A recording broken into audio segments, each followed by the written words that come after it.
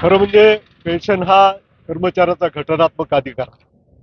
आणि राज्यकर्त्यांनी त्यांच्यासाठी अतिशय आकर्षक अशी पेन्शन योजना लागू करून घेतली असताना कर्मचाऱ्यांना मात्र पेन्शन पासून वंचित ठेवण्याचं कट कारस्थान या सरकारकडून सुरू आहे. आणि त्यामुळं 2023ला महाराष्ट्रातील 17 लाख कर्मचारी 7 दिवस संपावर होते. त्या संपाचं फलनिष्पत्ती म्हणजे महाराष्ट्र सरकारनं सेवानिवृत्त कर्मचाऱ्याची सामाजिक आणि आर्थिक सुरक्षा मान्य केली.